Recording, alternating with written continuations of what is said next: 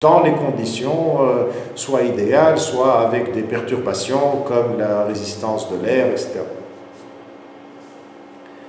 Voilà, et d'autres choses, c'est que la physique peut parler de phénomènes qui ne peuvent pas être expliqués avec nos moyens actuels. Donc, ça aussi, peut-être, j'en ai pas beaucoup parlé, mais ça veut dire que on n'est pas obligé d'observer des phénomènes pour pouvoir en parler sur le plan de la physique. Le meilleur exemple, c'est la notion d'espace-temps avec la quatrième dimension.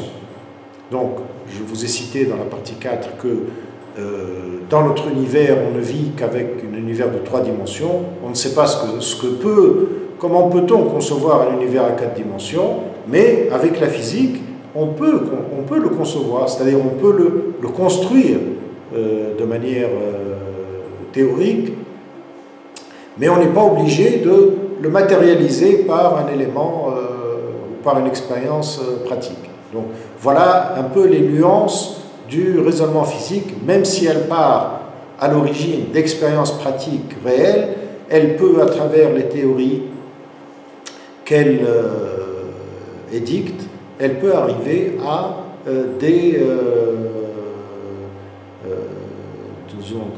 à émettre des vérités ou des conclusions qui ne sont pas, soit qui ne sont pas explicables, soit qui contredisent un certain nombre d'observations actuelles.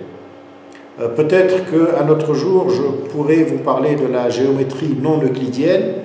Ça rejoint un peu cet aspect-là, puisque la théorie euclidienne, donc la géométrie euclidienne, c'est celle que nous vivons dans le monde actuel, hein, c'est la géométrie à 3 dimensions, mais il y a un certain nombre de considérations qui ont été émises par certains physiciens ou mathématiciens plutôt, qui ont parlé de géométrie non euclidienne, dans laquelle, par exemple, la fameuse loi qui dit que d'Euclide, qui dit que à partir d'un point extérieur à une droite, on ne peut faire passer qu'une seule droite parallèle. C'est le 5e principe d'Euclide. Eh bien, ça, c'est valable dans la géométrie euclidienne.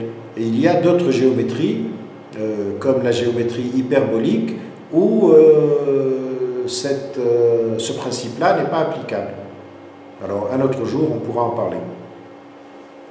Voilà, donc je vous remercie pour votre attention et j'en ai terminé avec les 5 chapitres maintenant qui ont essayé de tracer l'historique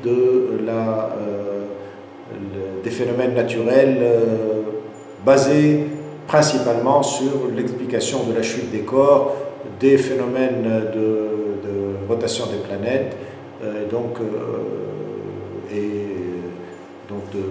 d'explications telles que l'origine de l'univers et tout ça. Et donc je vous laisse mes coordonnées, donc mon email, pour tous ceux qui sont intéressés à avoir des explications complémentaires. Je vous invite donc à me contacter par cette adresse, donc ali.shelby@gmail.com, et merci de votre attention. Voilà.